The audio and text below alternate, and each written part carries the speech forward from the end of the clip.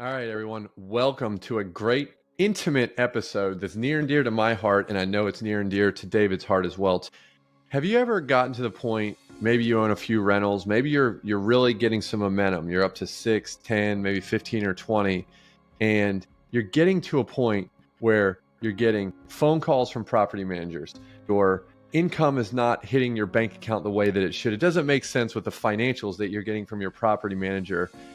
You're having to deal with $3,500 tenant turnovers because they left the place a mess. If you experience this, you know what you need is you need a break, you need a strong cocktail, and you need sandy beaches. And we are here to provide that for you today.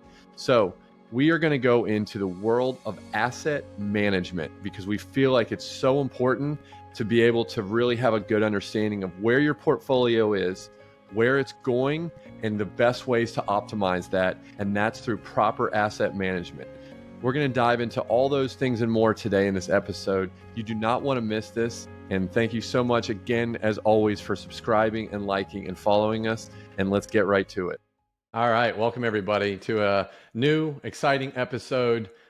David, I will be the first to tell you that it's been difficult for me for the last 3 weeks. I've gotten texts from property managers with a tree that fell on a house, on my house. I've had 3 septic tanks that have gone bad. I've had in a different property a gigantic tree where the limbs are hanging over, and I got a $5,000 bill on that. And that's all within the last couple of weeks, right? And if you're listening, if you've bought houses, you've bought units in the last 3, 4, 5 years, you probably have gotten some of those same text messages from your tenants, your property managers, and it's a kick in the nuts. I'm not going to lie. Anytime that I get a $5,000 bill to like remove tree branches from a tree overhanging a duplex, my tenants are complaining, stuff's dropping on their car, what to do, and it is not fun. So I open with that story because I think that a lot of people probably are facing these challenges in their portfolio. Maybe they're growing it. Maybe they bought 5, 10, 15 units over the last few years. And now they're starting to see the repairs that they probably should have done on day one. Now it's gotten so bad that they have no choice. So I don't want to start off on a negative way, David, but I guess I am. How are you doing, David? How are you doing today? I'm gonna like tune out right now. You sound like I gotta catch you on a bridge or something like Oh that, my right? God. Ay, ay, ay. David, tell No, me how no, you're no. doing. Give me a good story. I'm doing great. I'm doing great, Clark. I just think we've such a great episode to discuss here today. And the reason why Clark set us out on that vein, quite honestly, is because this is what we're going to be talking about for a bit, and that's just to scratch the surface. Because one thing, Clark, that I have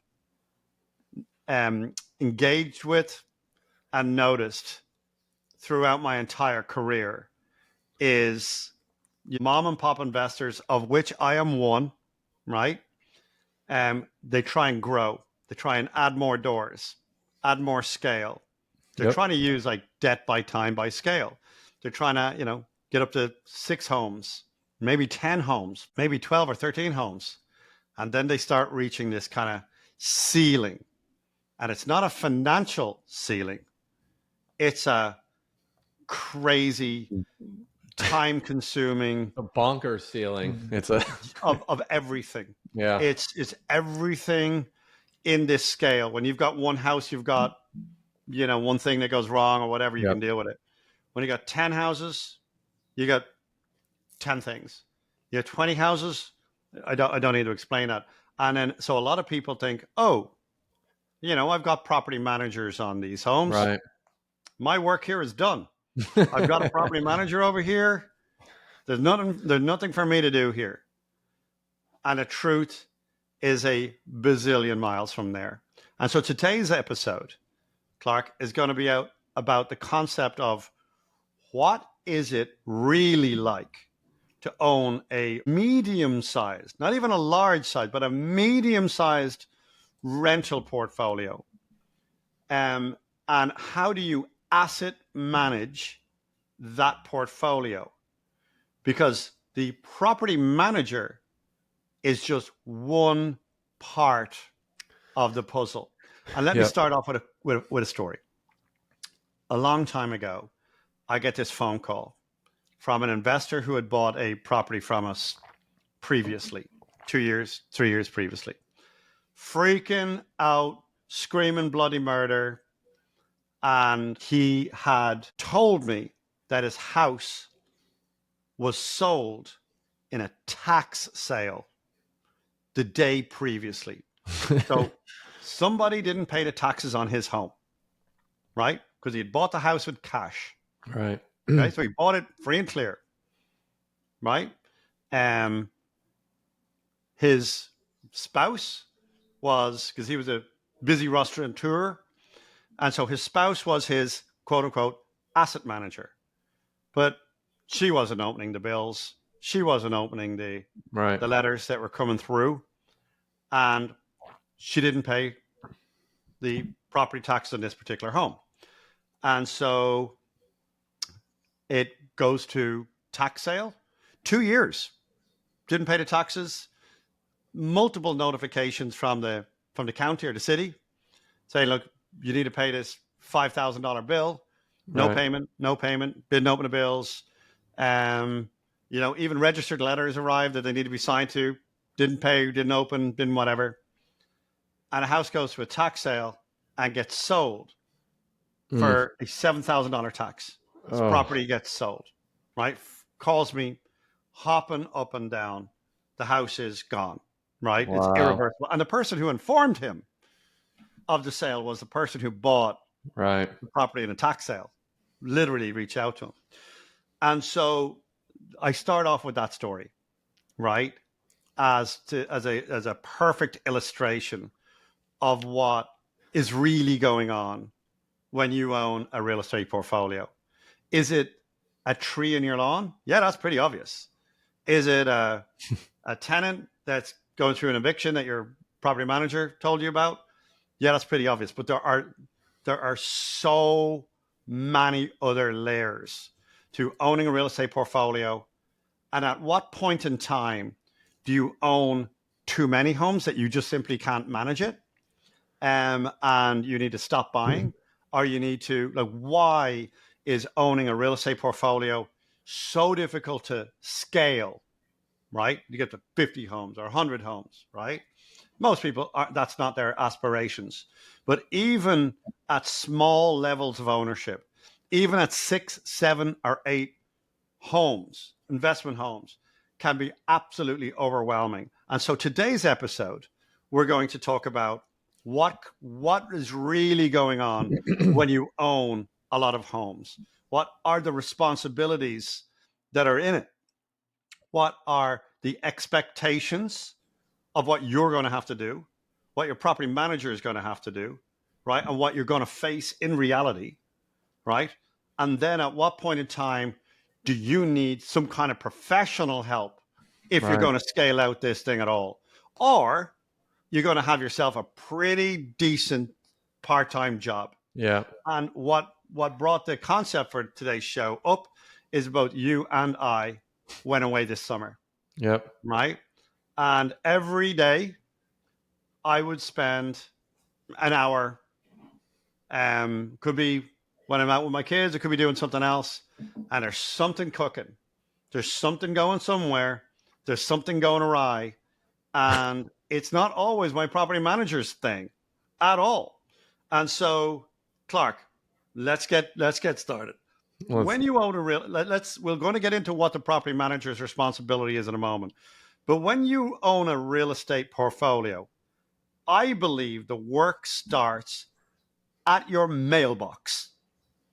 Every single day, I go to my mailbox and I bring in a fist full of mail. And that is anything from property tax bills to insurance. Insurance companies dropping me. A new policy has come out. My other things, code enforcements, a HOA. Yep. Some mortgage bills, some other bills that I hadn't seen. The list is endless. It starts off in your mailbox. who's opening the mail, who's paying the bills, who's filing all of this, who's recording all of this, who's putting this into QuickBooks, who's putting all this down to your taxes. Clark, is your property manager doing those things? They're not. They're not. Unless there's some unicorn property manager that does that. And I hope if you are listening to this and you do that, please raise your hand and send us a direct message, because we may need to talk to you. But yeah, you're right. I mean, I'm literally looking at the corner of my desk right now with about 20 pieces of mail that need to be opened that probably been sitting there for 2.5 weeks now. And I hope that there's not a code violation or you didn't pay your tax violation or something like that. And it's very difficult. And I'll give you a quick story is, once you start getting all these mortgages on your property, right, they get sold all the time, right? And do they call you? Does Bank of America that you took the loan out call you and say, hey, Clark, is it okay if I sell your loan to, XYZ servicing company? Of course not, right? And I had one time where just like you said with the guy with the tax, the tax bill that he kept saying, I'm sure they sent me a mailer saying, hey, your loan for 123 Main Street's been sold to XYZ, servicing company. Pay this guy now, don't pay me. Well, I had it on, monthly, just auto pay, right? So I auto paid the same bank for another 3 months. Of course, I didn't pay the new bank. And that was like 3 or 4 years ago. And now it's on my credit, right? I didn't make a mortgage payment for 90 days. Excuse me. And I did make the mortgage payment. I just didn't make it to the right one. And now I have to go to the credit guy and try and figure out how to get that removed from my credit and show that I paid the payment. It just went to the wrong one. And it was an error, right? That's a lot of fun, right? Who wants to stop what they're doing at work? Stop this podcast right now. Hit the pause button, David, so I can go call XYZ, credit repair, so I can figure out how to get that removed from my credit because I paid the wrong damn bank. It's funny. You and I have never discussed this. Exactly the same thing happened to me about 3 years ago. And my credit got dinged like 160 points. And I didn't get it reversed. And it was exactly the same scenario. The lender's direct debit had changed and they'd sent us a letter. And we missed the letter. Yep. Didn't change it over. Payments were going to the wrong direction. And boom. No payments were made, 90 days, all that kind of stuff. And so my credit gets dinged at that time. And I protect my credit, properly protect it. And so your asset ownership responsibilities, owning a real estate portfolio, don't start with your property manager. They start at home with you, right? And so like we just talked about insurance. I can tell you just yesterday. So we are here in Florida and we have a state insurer called Citizens. And Citizens, there was a breakdown in the insurance market about 2 or 3 years ago, and Citizens took on and absorbed a lot of insurance policies. Well, guess what? The Citizens Insurance now are bringing in private insurers that is if they can get anything within 20%, and a private insurer takes over this business. So Citizens now have a unit in Citizens called, you ready for this? Their Citizens Depopulation Unit. Right? What? That's the word. That's what Depopulation unit. I'm getting letters from Citizens Depopulation Unit. And their job and their role is to get insurance policies off their desk and onto these private insurance desks. Okay, which is fine, right? Yeah, that makes sense. Guess what they want? They're not just coming in, saying, okay, we're just pay us, whatever premium and you're good to go. No, they want an updated inspection. 4-point. Yep. They want an updated 4-point inspection. They want, and then after they get that, they're like, okay, we want you to update that electrical panel. Yep. We want you to put like hurricane clips on your roof, which is impossible. You just can't just put them on. It's not something you can install. And then, or they might want to say, that roof that you got 7 years left on, we're not insuring a roof that's less than 10 years remaining or whatever, right? That right there is when you get, so now you got to shop your insurance around. Do you enjoy shopping insurance around for your real estate portfolio, Clark? It makes me want to stick small things in my eyes. And I want to say one thing about that too, is that what people don't understand is, like you said, if you're not just swapping out one insurance policy for another. It goes up, it goes down, wherever it goes, right? Think about all the deals. If you're listening to this and you may have seen investment properties on the MLS, you may have seen them through wholesale deals. I don't care how you saw them, but it says $30,000 to renovate this property properly, right? List it, flip it, whatever. But only 10,000 if you're going to rent it, right? And guess what that is not included in that 10,000? The roof that doesn't leak, the AC that blows cold but it's old, right? So you buy it, you put the insurance on it, you keep it as a rental, you're like, I'll deal with the roof later. It still doesn't leak, right? It's still the AC still works, but then now you have to get an updated 4-point because you have to change out insurance, and voila. Now they're like, well, we're not giving you insurance unless you do a new roof. So that 10,000, I'm going to put 10, if you can't see me, that $10,000 budget in quotes, now you have already refinanced, right? So there's no more going back and getting a second loan for a roof or a AC or whatever it is that they need. So now every dollar is coming out of your pocket for that $12,000 roof. Your tenant doesn't care. Your tenant doesn't care if it has a roof. They're not paying you any more money for it. And so I just wanted to make that point, is that it's like the compounding effect, right? Of just saying, hey, we're going to swap you out. Just go to a different insurance company. There could be like 20 grand out of your pocket immediately without even talking about it probably going up as well. That's just one thing. All right, so let's just keep on going, because I could roll out 57,000 examples, but I'll just go give you another one. And I'm just going to talk about the stuff that I've experienced in the last couple of weeks. All right. I got code enforcement. One of my neighbors in one of my houses is all pissed off because my tenant keeps leaving the bin on bin day, the garbage, out on the street. Yep. All right. So the garbage man comes up, does the garbage, and then my tenant leaves the garbage can out there for days on end. Right. My little Karen next door really doesn't like that. Right. And so Karen is on a crusade and calls code enforcement. And so code enforcement then are on me. You got to do this. You got to do that. Now, you'll notice code enforcement are not calling my property manager, because my property manager is not on the deed of this home. So I don't have the deed of my homes. When anything happens to my house, people are not calling my property manager. They don't know he's my property manager. They know that I'm the owner. All right. So that's a whole different world, right? So we talked about insurance.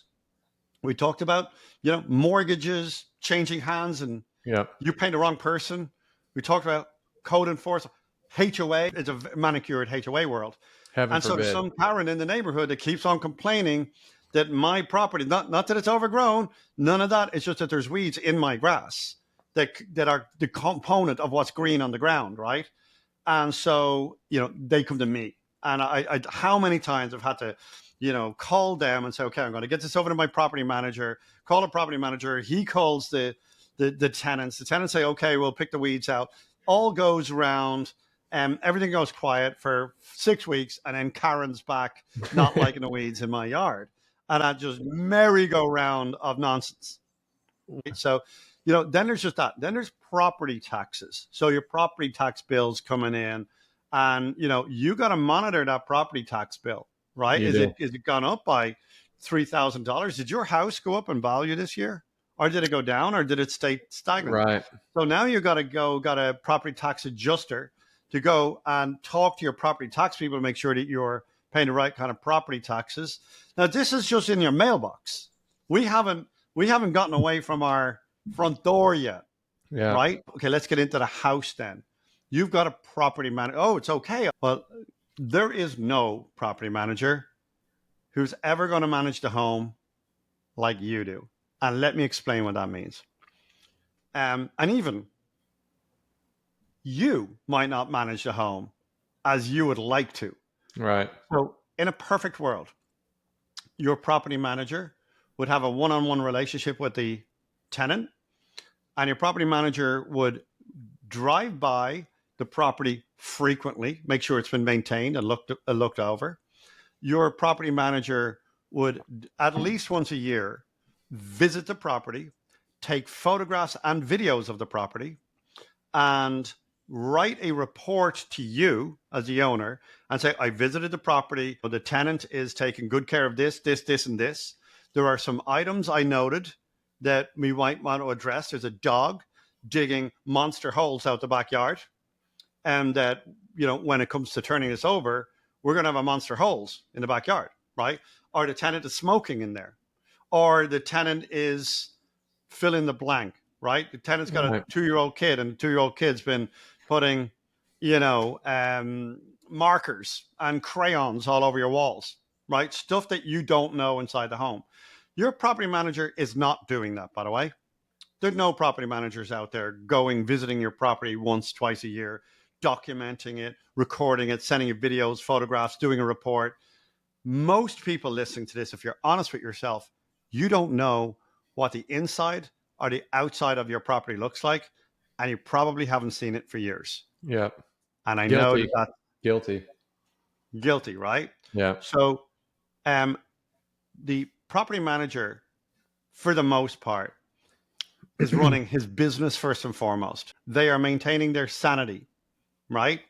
And you've got great property managers, you've got not so good property managers, but all property managers are okay, because at the end of the day, they don't have the resources to go visit your home and have a personal relationship with your tenant by and large. Yeah. Property managers are more often than not dealing with the 5% of the tenants and the homes causing 95% of the problems. And 95% of the homes, as long as your tenant is quiet, as long as your tenant is paying on time, I think we talked about this in a previous podcast in the Slumlord episode, where we're like, there's a standoff here. Everybody's kind of happy, right? Now, in the concept of, oh, my property managers have that, they really don't. Because if you own property at any scale, if you own one home, you're going to have kind of one home problems. If you own 15 doors, you're going to have 15 door problems. And what I mean by that is you're going to have all those bills, all the insurance, all of that hitting you. Now you're going to have a turnover or two, pretty much every month. You're going to have a HOA issue. You're going to have a code enforcement. You're always going to have this stuff on your desk. And then you're going to have to, go through your monthly statements. You're going to have to record all of these expenses that come in, right? You're going to have to enter this into your QuickBooks.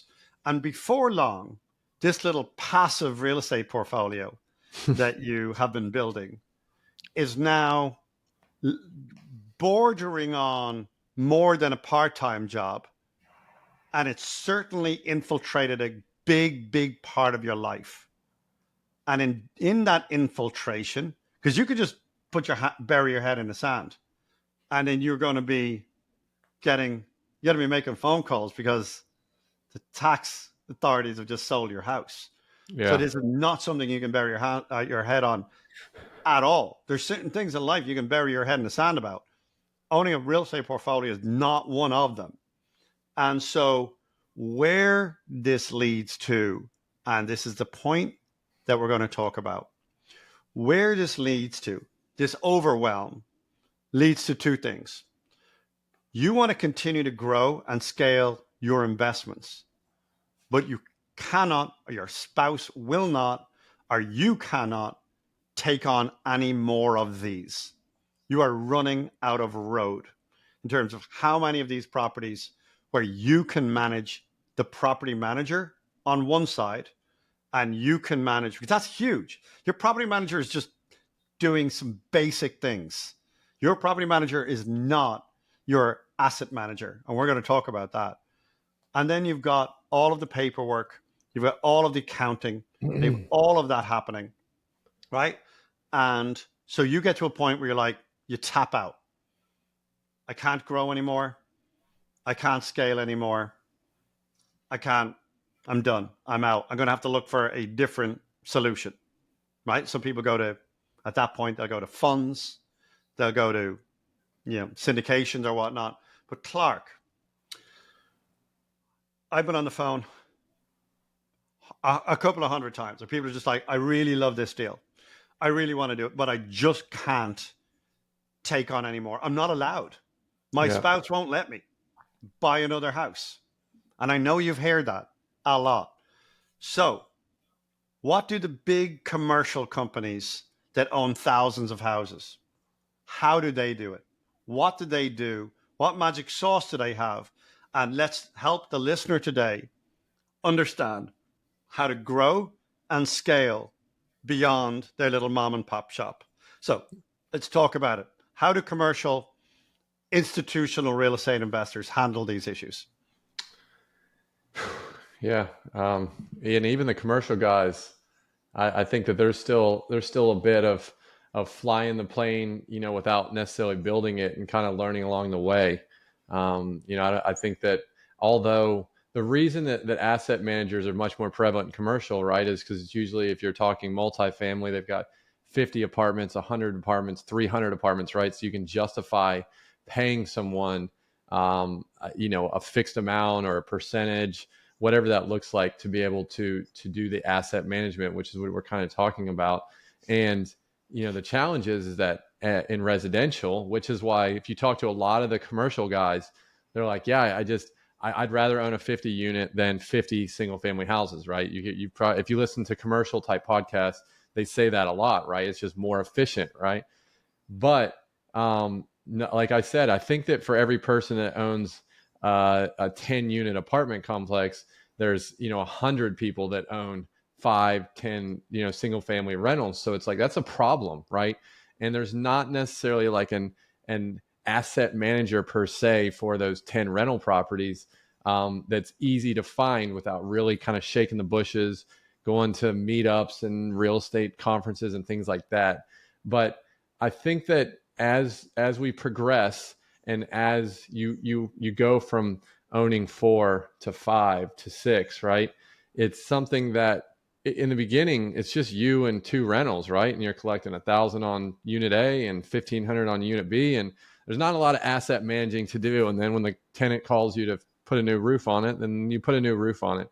But your problems start to compound as you get to 5, then 10, then 20, then 50, and that's when you start to realize, and that's how I grew my asset management in terms of me learning how to do it personally, is because I was like, well, now I've got 10 tenants, right, or 15 tenants. I probably need to know more stuff about these properties, because I start to see more rental turns, and I start to see more repair requests coming in, and I start to see mistakes that property managers are making, right? I start to see that I think one of the biggest things that I've learned over asset managing my own portfolio is the property manager. At the end of the day, you kind of think that you are their top priority, right?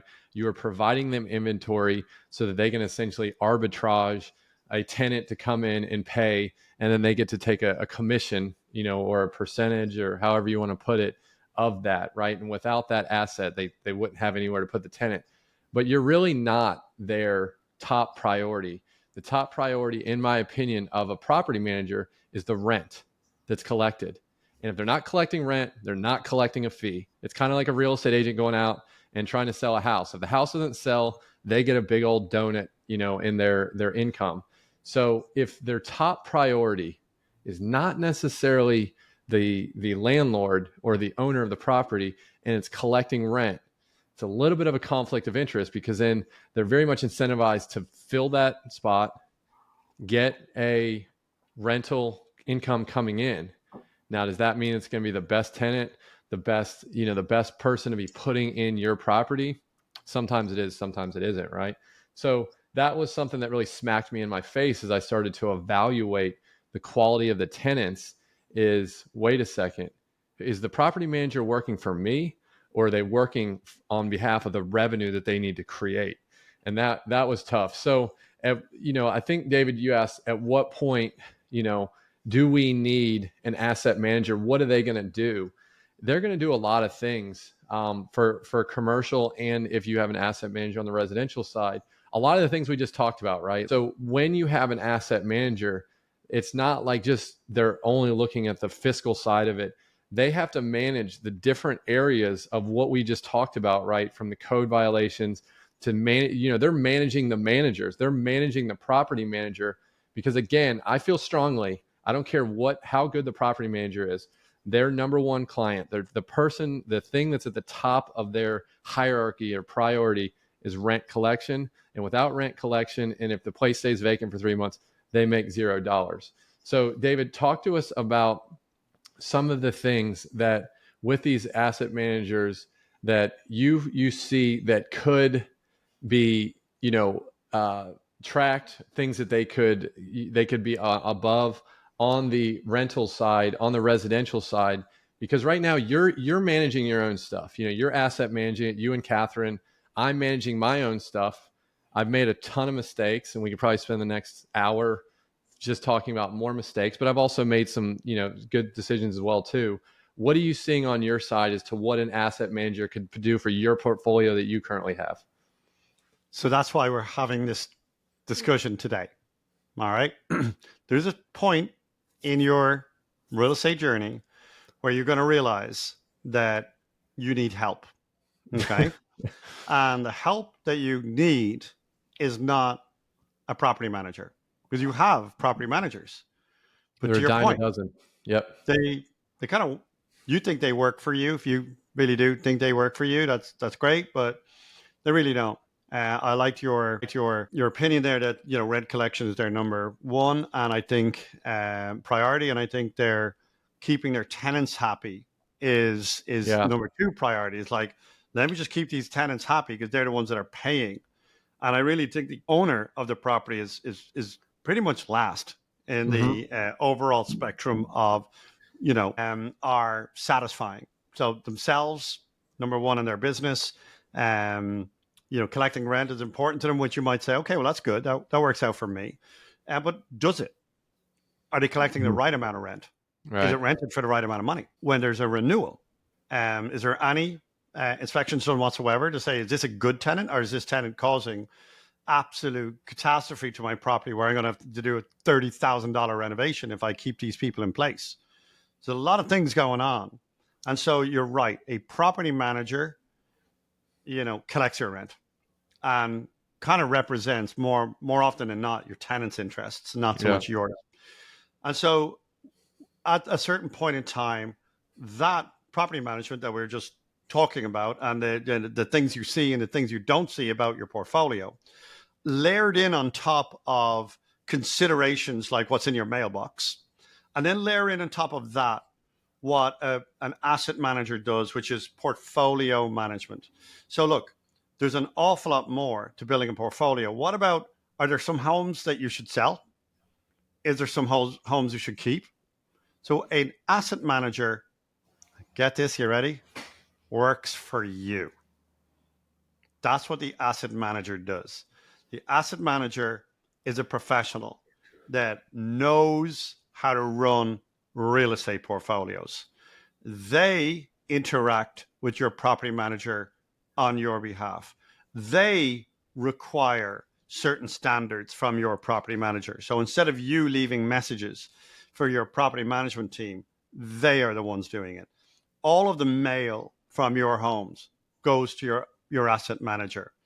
Your asset manager then does constant review of your portfolio and of your objectives. So that overall, the portfolio manager at a high level is there to optimize the returns of your portfolio for you, to optimize that. So that involves analyzing your market consistently, analyzing property values consistently, making like strategic portfolio decisions. I think we should buy over here. I think we need to get rid of these two over there. About acquisitions and dispositions, reviewing rental rates, and really ensuring that your tenants are paying maximum rental income for the property that it is and the condition that it is.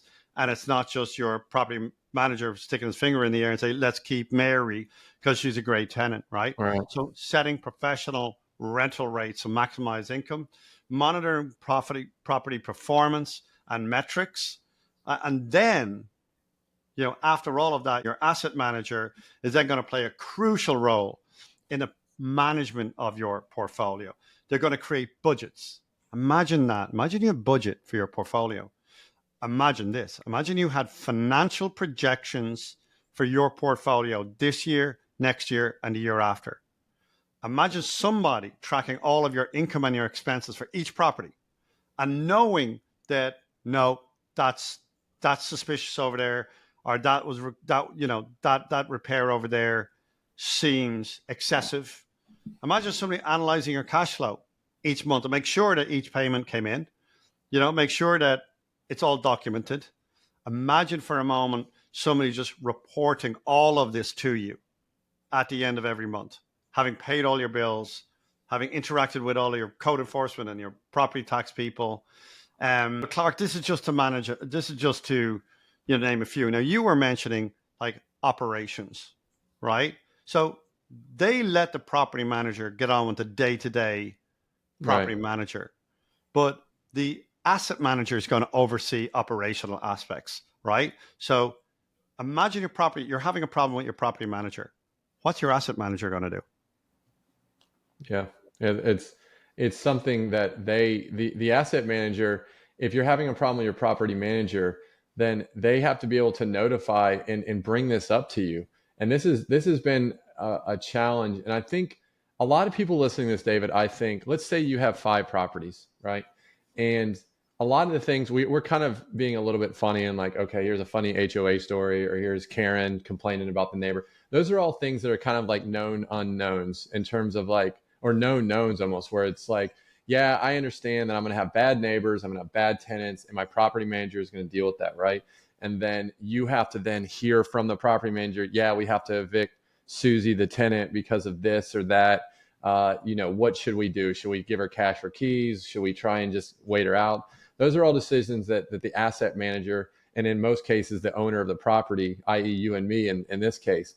But the unknown, I think the thing that most people probably don't realize until they start getting to 15, 20, 30, 40 doors, 50 doors, is that you start to be able to, like, a lot of people look at cash on cash return, right? So I want to give you an example. So I bought a house in like 2011 for $100,000 and I put 20% down, right? So let's just say I'm into it for 25 with closing costs, right? It started out, it was like $1,100 rental. Now it rents for like twice that. It's like $2,400, right? So if I just looked at my cash on cash, I'm like, I only paid $100,000 for it and it makes $2,400 a month. Over a 2% rule, I only put $20,000 down. My cash on cash is, it's probably 20% or some crazy amount, right? And you're like, well, I should not sell that because that's an amazing return, right? And that's how my brain worked for the longest time. And I don't know where I listened to a podcast somewhere and they're like, yeah, but what is your actual return? Not on the cash that I put down in 2011, but the cash, what is my return on the equity if I use that money somewhere else, right? And I was like, oh, okay, let me think about that. So then I said, okay, the house that I bought for $100,000 is now worth like 400. Okay. So now it's worth 400 and let's say I owe 75. So now I have $325,000 of kind of trapped equity, right? Well, how much now? I'm only making $2,400 a month in rent, right? Before expenses, before property manager, before fixing the faucet. And I've got quote unquote $325,000 of equity in that property. Now that deal doesn't look so good anymore, right? Because if I sold it and I took that $325,000 of equity and I put it down on a $1.2 million sixplex, right? Could I turn that into a better return? And that was like the mind shift that kind of made me start thinking differently. Is that it's not about how much money I put down. And what if you bought it? A lot of people buy their first house and they'll keep it as a rental and they buy it with FHA and they put like $10,000 down, right? Well, yeah, your cash on cash is going to be really good in 10 years if you still own it because the rent's gone up and you put $10,000 down and you got a 60% cash on cash return. But ultimately, it's about the return on your equity because you could be using that somewhere else. But then I was like, okay, but what about the properties that I own where they haven't gone up that much in value, right? So it's like I've got other properties where I bought them for 75 grand and now they're worth 100, like 1,000 years later, right? Still in a crappy neighborhood, and the neighborhood hasn't gotten a bit better, but the rent's gone up, right? So it's like, okay, now I've only got, let's say, $50,000 of equity, but it cash flows like $700 a month. And I'm like, well, if I trade out of that, now I've got 50 grand. Can I go find $700 of cash flow on that 50K of equity? Not really, right? That's very difficult to do unless I just want to go trade it for another junky property. So these are the type of things that have taken me a really long time of learning to kind of asset manage myself, that a professional could look at this and be like, you need to be able to make, these three assets are not cash flowing. You think they're cash flowing, right? Because on paper it says you're getting $1,300 a month rent, your mortgage payment is $600. You think they're cash flowing until you look at the P&L and you're like, oh, damn it. I had to turn the unit and that cost $4,000. I forgot about that. I think everyone's guilty of that. Is like, you only want to see the good stuff. Yeah, I'm getting $1,500 a month rent and my mortgage payment's only $800. And I don't need to worry about all those details until you see the details and you're like, holy shit, I'm actually not making anything. And that's in a crappy C-class area. But it's the asset. The property manager is not going to do that. They don't care whether it's performing well or not. They just want to collect rent and then give it to you. And then you have to track to make sure, or the asset manager, that if they say that they're going to put $926 in your account, that's not a guarantee. And many times I've looked at it and had to go call the property manager, do some screenshots on my computer, say, why is there not $926 in my account right now? There's only $638, right? And then either they have a good reason or they don't. But I will tell you right now, David, is that I've never seen 926 on the financial statement. And I look in my account and I log into Wells Fargo and I see 1,126. It's always to the bad, right? So those are the type of things that you've got the asset manager there to deal with, the things that you kind of think are going to happen, the bad stories, the evictions, the taxes going up, things like that. But that's the checkers part of it, right? But the chess part of it, about trying to understand your portfolio, trying to see if there's going to be more appreciation ahead. Is there a Target moving in down the road? Is Amazon putting in a warehouse? Are they building a new school where the schools are going to get better and it will start to appreciate? Or is it just more of the same and it's time to trade out of that? That's something that I have personally watched. And I'm like, this is a dud. This is a dud. This is this is a hero. But then with the duds, have they gone up enough to where I could actually cash out of them and actually do anything better with the money? Or do I just leave it in there? So a lot of those things are things that a professional asset manager can help with. And it's just learning, skinning your knee along the way. Dave, what have you seen on your end? Have you seen some of those same decisions that you have to make that maybe you didn't feel comfortable with, that maybe having a professional might have helped you? There's no doubt. It's what's the opportunity cost? So most people understand that they shouldn't do the property management themselves. They don't want to be getting calls in the middle of the night for an air conditioning unit or a leaky faucet at 9:00 on a Friday night. So most people understand that they shouldn't do the property management themselves. But most people listening to this learn, or maybe not. Maybe they're hearing this for the very, very first time. They probably are hearing this for the very first time. Yeah. That asset management is what you need when you own more than 2 or 3 or 4 or 5 doors. Yep. You need somebody to give you informed local real estate market conditions. That's kind of critical. Researching what you just said. There's a $6 billion opportunity across town, and yet you're not going to pick up any of that in your other side of the train track stuff down here. Yep. I think we could rebalance this portfolio here and sell those 9 inexpensive, high cash flow deals that you bought in some tertiary market when you were a beginner and you were, not really, you didn't understand risk. And you thought risk was buying cheap things, where actually the risk is buying cheap things, ironically enough.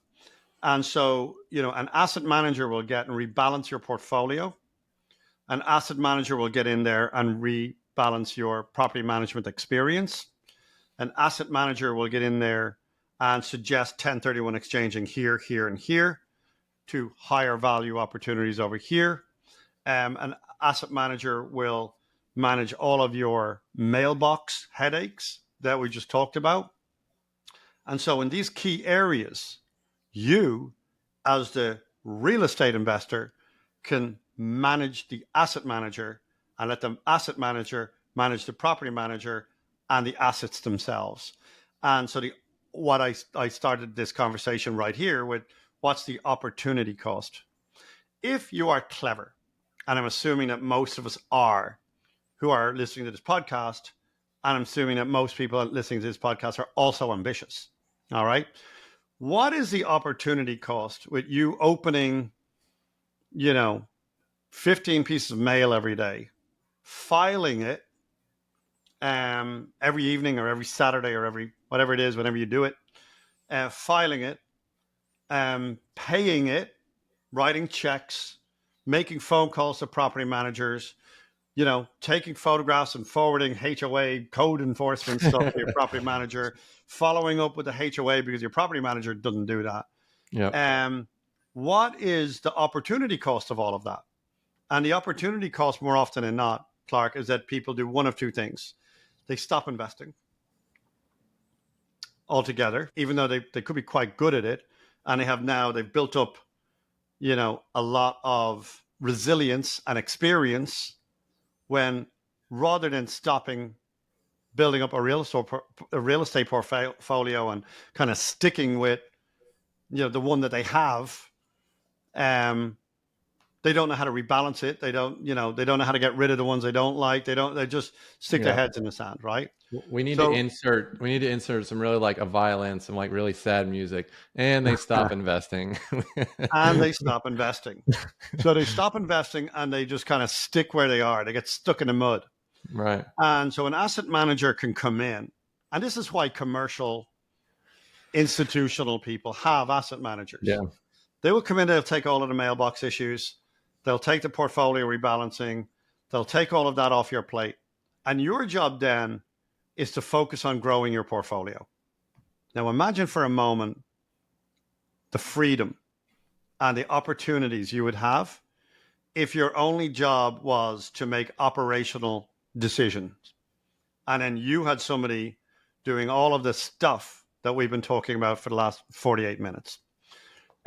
It would be a whole new experience of investing in real estate, number one. Now, what happens in real life is most people build up a real estate portfolio and they cannot take any more tenants, and they cannot stomach any more toilets. They can't take any more insurance bills in their mailbox, and they can't do any more. They've run out of road. And, I will put my hand up and tell you it's not very comfortable when I now see my wife, who does our asset management, half the day, every day. She's on the phone, she's paying bills, she's doing accounting. Yep. For 3 months of the year, she's sitting down and just logging in all his accounting stuff.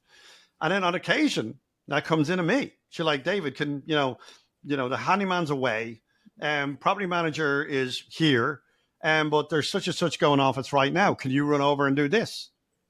And not a couple of weeks ago, I had to do, a series of stuff that I was none too happy about. And so there's this big opportunity cost. So what people end up doing is they do one of two things. They're like, I'm gonna move into better quality assets. Yeah. Fewer of them, better quality. And because they realize that the cash flow game is really not why you're owning real estate. You're owning real estate for growth and mortgage repayments and tax deductions. So they may rebalance that portfolio themselves into smaller amount of homes, fewer doors, much higher quality. And that is one solution. And if you are listening to this and that resonates, trust me, it resonates with me too. I would rather own a $1.8 million duplex where both properties are rented for $7,500 a door. Yeah. Right? Than a $1.8 million 19 unit. Yeah. I'd rather, of those two, which would you, because the $1.8 million duplex is probably in the best neighborhood in town. Yep. You're going to have two tenants, two toilets, two kitchens, one roof. You get my point, right? So that is one solution that a lot of people do initiate. They get rid of all the junk and they buy really high quality assets. That's one thing. Another scenario where a lot of people that come to us, and myself included, I'm like, I don't want to buy any more real estate. I'm just going to go into the private lending side. Because guess what? My cash flow is way higher, considerably higher every month, where I lend to people and I don't own the tenant or the toilet or I'm not getting the insurance bill. I'm not getting the contractor bill. I don't have a property manager, right? All I get is a payment once a month. And all that other stuff that we've been talking about for the last 52 minutes goes to the owner, the investor who owns that property. And I can tell you as I've gotten older and I've become more experienced, that I've actually initiated both of those solutions. I have removed some of the earlier mistakes from my world, and I have bought, better assets. That's been one solution. But moving into private lending, and I know I talk about it a lot, but I talk about it because it eradicates everything we've just talked about. You're the lender. You get way more cash flow. And I leave you with this. I said this before. I just like I like how this sounds. When is the last time you sent your mortgage company the bill for your new garage door? Mm. Been a Still while, right? waiting on that. Yeah. And so if you are listening at this point and you can resonate with these things, there actually is a really solid solution. Go find an asset manager and put that asset manager and empower that asset manager to take over your real estate portfolio and help you grow, help you thrive, because it's going to be a great buying opportunity over the next number of years. Yeah. There really is. And it just kind of breaks my heart to find it. There's a lot of investors out there just like they can't take anymore, right? But there is a fabulous opportunity to keep growing and keep scaling. However, in the absence of a property manager or an asset manager, consider portfolio rebalancing yourself if it's becoming overwhelming.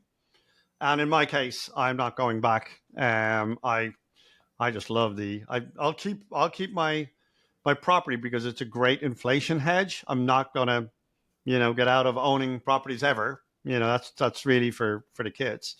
But in terms of just income, I'm going to stay with my private lending to other people who are owning these things and managing these things. So, Clark, what do you say about this whole concept of taking in an asset manager so that you can move and scale forward? Yeah, I never knew that I was signing up to be an asset manager as I was buying properties. I just, through osmosis, was like, wait a second, I need to track this. I need to track when the renewal's coming up. I need to track who the insurance company is. I need to track that in 2022, I paid $2,100 on this property, and now it's 2022 and it went up to 4,200. That's a big deal. That's a red flag, right? Or it went up to 2,300 and it's not a big deal and I move on with my day. But if I'm not tracking that stuff, or it's not easy for me to go find, and I'm not tracking through a Google Drive folder somewhere in some name, I can't remember what I called it, right? So through being forced to do it, I've learned how to asset manage my own stuff, right? It's not fun. I don't like tracking down property managers to ask them why the repair bill was $500. Like, I remember one time, David, I paid, and this is going off on a tangent, but I paid $550 for the property manager to fix my range in one of my rentals. And I was like, but you could just bought a new range for like $500. And this was a couple of years ago. And he's like, well, yeah, but it was a $300 service fee. And then he had to do a part. And I'm like, I just spent more money to repair that old dog of a oven as opposed to you just going to Home Depot and buying a brand new one. And like, those are the kind of things that like are crazy. But we've talked a lot about property manager. I think a lot of people think that the last line of defense is your property manager. But a lot of people listening to this may be like, you know what? I don't need a property manager to asset manage it because I have my bookkeeper and my CPA there, right? I will tell you that maybe there's unicorn bookkeepers out there, but I've gone through 5 or 6, okay? And I've asked them to do one simple thing. If the rent, here's a spreadsheet. It says the rent's $1,000. I'm just gonna use round numbers. Here's the property, I'm paying them 9%. So take 9% off. I should be getting, $910 a month, right? Then there's could be repairs, right? If it says that there was a repaired faucet on the financial statement and it was $200, well, that seems kind of reasonable, right? But if it's $600 to repair the faucet, that seems excessive. Could you just raise your hand and email me and say, hey, Clark, rent came in on this property, all good, but $600 fee to, fix a faucet seems high. I have yet in probably at least 10 years of having these bookkeepers had one email that called out to me, hey, Clark, that's weird that they cut the grass and it was $400 bill. Why wasn't it 100 or 150? Right now, you don't have to be an expert at getting grass. Has anyone ever paid to have their grass cut? It's not $500 unless you live on 6 acres or something, right? So just because you think you have a bookkeeper, it's just data entry. It's just data in, data out, right? They're not there to analyze your stuff. So don't think that your bookkeeper could be your asset manager. Again, unless you have some unicorn, and I've tried, I think all of them in Florida, and none of them can do it, right? The way that I want them to, even though they have real estate clients, they understand it, right? So I'll kind of leave you with those kind of takeaways is that getting an asset manager that actually does it is really, really important, right? You're going to have to, but you're also going to have to like get off your ass, right? You're not going to just like be able to Google asset manager. You're probably going to have to ask, your network, your real estate, go to meetups, right? It's not going to just fall on your plate. Just like saying, I'm going to just wait for the right deal to come. Like that has nothing to do with this episode, but someone saying, oh, I'm going to wait till the right deal falls in my lap. You're never going to have that right deal, right? And it's no different with finding an asset manager. You're going to have to go out, reach out to people and actually get that good referral, right? So if you're able to do that, and again, we've been banging on this for 40 episodes, trading into higher quality assets is if you care to really grow your wealth, I'm going to say that again, you have to be trading into nicer assets, buying nicer assets because they're going to go up. They're going to be working away while you're sleeping, which isn't that what we all want at the end of the day? We want the money wheel to be turning while we're taking a nap on the beach, right? And then if you don't want to deal with any of that because the nicer assets will have probably statistically better tenants, but faucets fit, they break in nice assets and old assets, right? Roofs leak wherever they are. So you're still going to have some sort of, issues that you're going to have to deal with. And, or if you don't want to deal with that stuff, then like David says, then just lend it, get that's true mailbox money. I think it's funny that we could laugh. And when people say they own rental properties and it's quote unquote mailbox money, it is absolutely not mailbox money. It's not mailbox. It's you're spending a good chunk of time during your week. If you start to grow a meaningful portfolio, and it does become kind of a part-time job, it's not super stressful. I don't get stressed out when I do it, but I have enough to, if I have to pay some money over here, it's not the end of the world, but it's still work, and I will tell you that, there have been times over the last 4 or 5 years where, David, you said earlier, you can stick your head in the sand, right? And, let's say that my portfolio needed X amount of hours. I was only giving in certain parts in the last 4 or 5 years, maybe 20% of the required time it needed. And my portfolio suffered, right? There were just things that fell between the cracks. I didn't lose any houses, luckily, to taxes. But, there's probably charges on there that I didn't see. There was things that were missed. There was renewals on rentals where the market was 2,000 and they were paying 1,500. And I get this letter all the time. Hey, Clark, Sally Jones at 123 Main Street wants to renew for another year. We recommend 3%. I've got that letter like a million times. So it went from, 1,500 to 1,560, right? When it should be 2,000. Now compound that over 10 rentals or 20 rentals, right? That because I'm too busy in my active job. So keep that in mind in terms of, the asset manager is important. Trade into higher, better assets. And if you don't want to deal with that stuff, then just lending in a very, in a somewhat volatile climate right now, it kind of shields you from that risk. And so that's our financial advice, our bruises that we've had. But we've learned a lot along the way, and there is no better replacement. And David, you say this all the time, for getting your damn hands dirty, learning how to asset manage yourself, learning why it's important, learning why you should care about how much equity is in your property versus the amount of rent versus the P&L saying you're actually making X or losing Y. It's hard to do all that stuff unless you learn it kind of yourself, because then when you have that discussion with an asset manager, you're going to be able to flush out the ones that actually know what they're talking about versus the ones that don't. So if I sat down with an asset manager right now, it would take me 5 minutes to figure out if they knew what they were talking about or not. It wouldn't take very long. Why? Not because I watched YouTube or listened to our podcast, but because I actually did it, right? And there's no substitute for that. So with that, that's my rant, David. That's all I got. What else do you have to say to take us out? Well, this podcast is called Burn Your Boat's Wealth, right? And the ethos behind it, the concept behind it, is that we are trying to create a lifestyle where money is not your primary concern, where, freedom of choice, where you live, how you live, and what you do with your time is optional. And burn your boats does not mean replace one job with another. Right. That's what it doesn't mean. And the whole concept and idea behind today's episode has been that as you scale out a real estate portfolio, and the more scaled it gets, the more it can actually become either a part-time or in some cases a full-time job. I know a lot of investors who have a lot more real estate than me, and their full-time job is doing this, checking this, doing that, doing the other, right? And so they basically replace one job with another. Now, asset management is something you can outsource, and just not a lot of people know that.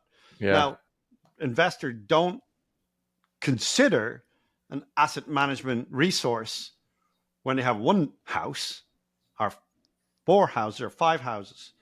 But when you get to like 12 or 13 homes or 14 or above, you're really going to have to start thinking about it. You're really going to have to start thinking about, how do I balance this so I can continue to move and grow? Because if I know anything about real estate investors, almost all of us, we're never retiring. We kind of dig this stuff. We kind of enjoy buying. We enjoy growing the real estate portfolio. It's not work, but asset management is work. Yeah. Building out and scaling a portfolio and understanding, how you're going to grow and the matrix of how you grow. That's really the fun part. Yeah. The buying of it, the making a decision to sell it or this, that, but the mundane nature of just opening up a fistful of bills or a fistful of property tax appraisals or a fistful of insurance depopulation letters. That's not fun. No. And so that becomes a job. And so in order to continue to enjoy growing your real estate empire, and then, Lord forbid, if anything happens to you, you have somebody other than you who understands it. Yeah. They know the assets. They know the property managers. They know how everything works and how it all is put together. So if your spouse or your kids indeed ever left your assets, that there is somebody who understands them. There's somebody who knows them. And so our podcast is called Burn Your Boat's Wealth so that you can live in freedom. I think one of the things we've just discussed is essential to achieve that. Number one, go find an asset manager and work hand in hand. Because if you're big enough that you need an asset manager, you probably have millions of dollars of real estate. Okay? So kudos to you. But now you need professional help in managing the portfolio, not managing the property. Yeah. Number two, if you have reached that level of scale, and you will very clearly, and anyone listening to this knows, there's 4 or 5 in there. They're up your sleeve. You know where they are. Those little Section 8s that you bought, those little cheapies that you bought along the way. You're not telling your friends about these ones in the cocktail parties, but they're there. And so, an asset manager is going to come in and help you with that. Or if you want to do that alone, just, pivot, get to nicer assets, And then number 3, if option A, asset management, option B, you currently have a pretty good handle on your portfolio and this doesn't resonate, but you do want to continue to create income using your knowledge of real estate, just private lending is just a natural next step. And so that is the conclusion of today's episode. And what brought it all together? I just watched my wife all summer, fixing this, being on the phone with that, sending this, wiring that, whilst we were supposedly away. And whilst we still managed to get away, I'm not complaining, but it really dawned on me that we're at the point where we need an asset manager. So that's what I thought this episode would resonate with anybody out there who has something similar going on in their lives. And with that, Clark, we will conclude today's episode. Thank you so much for listening. If this is valuable to you, or you think that this could be valuable to somebody else, please share this show with somebody and go and like it or subscribe to the podcast, or even better, leave us a review. The reason is that as you leave us a review and as you share and like it, we get better guests because we have a bigger listenership. We have a better footprint. And so we get better guests, you get better episodes. So help us help you. And with that, Clark, I'm out. I feel that we've kind of left this issue on the floor, and I'm glad we talked about it. I love it. Thanks so much, everybody. And we'll see you next time. David, we're out. See you guys. You've been listening to the Burn Your Boats podcast with Clark Lunt and David Shaw. We would love to hear from you. Please reach out at burnyourboatswealth.com with comments, questions, and if you have a topic you would like Clark and David to discuss on an upcoming episode. We would very much appreciate it if you took the time to rate and review Burn Your Boats podcast on your favorite podcast listening app, and make sure to follow and share on social media. Content in Burn Your Boats podcast is for entertainment purposes only and is not legal or financial advice. Please review our legal disclaimer at burnyourboatswealth.com. Thank you for listening.